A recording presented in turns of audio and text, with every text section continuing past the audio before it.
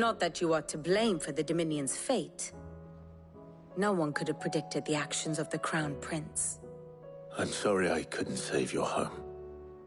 My countrymen are stronger than you think. A few toppled clock towers won't break their spirits. They'll be back on their feet in no time. I hope so. Look at us. Bluer than a pair of bog crabs. Tempting though it may be, sulking will not help us find a solution to this mess. You believe there's one to be found? I don't know. But I am certain we're more likely to find it if we first examine the facts.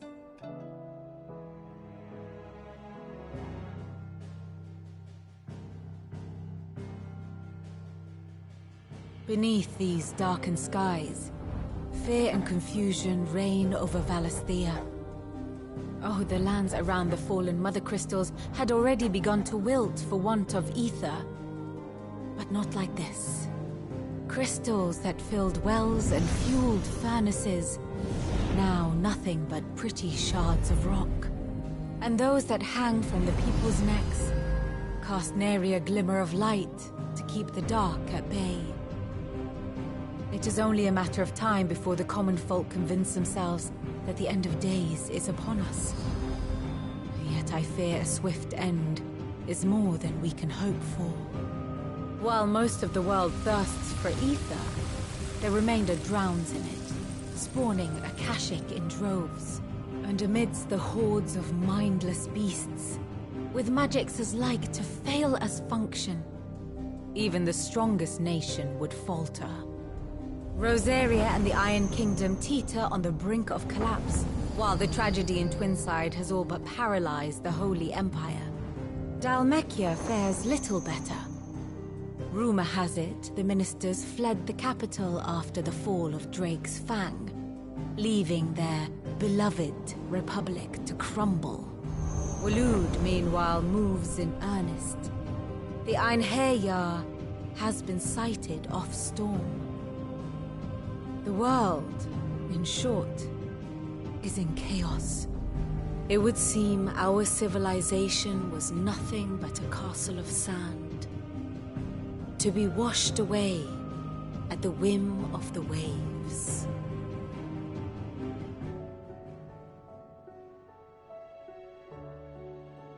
A castle of sand. Not my best flourish, but it seemed fitting.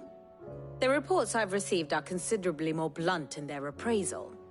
Without the protection of their nations, it will fall to the people to defend themselves against those who would take what is theirs. Which is only ever going to end one way. Defending a farmhouse against a band of chocobo thieves is one thing, but pitchforks and palisades will do little to stall an army's advance. Should the King of Waloed deign to invade, there would be none to stop him. None but us.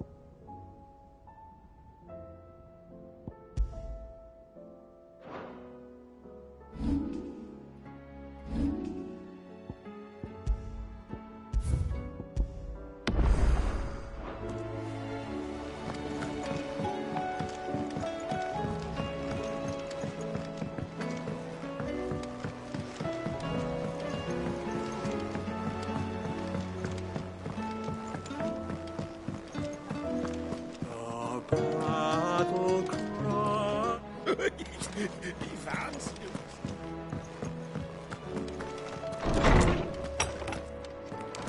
There's a storm coming, Sid. Let me guess. You're here about the skies. Is there anything you don't know, Lawsman? It doesn't take a court astrologer to augur the obvious. As for what has disturbed the heavens, that, I believe, is a question the Fallen might be better placed to answer than I. And on the 6th day did the gods tear the sun from the firmament, visiting darkness upon their prideful sons and daughters. But I dare say you remember your childhood lessons on the sins of Zemeckis only too well. You think they're connected? That Ultima was one of the gods responsible? Well, he has certainly exhibited powers that we mortals would associate with the divine. There is nothing divine about him. But he wouldn't be the first god of whom that could be said, now would he? Yet for all the fairy tales that tell of the sins, there is almost nothing in the way of actual historical accounts. Had I the Journal of Moss the Chronicler, I may have been able to tell you more, but alas, I fear all remaining copies have been lost to time. You will forgive me, I hope? Certainly not. Because there is nothing to forgive. Even without this journal, you've provided us ample wisdom. And we will always be grateful for it. Perhaps Otto will be more inclined to share his thoughts when he hears what the others had to say.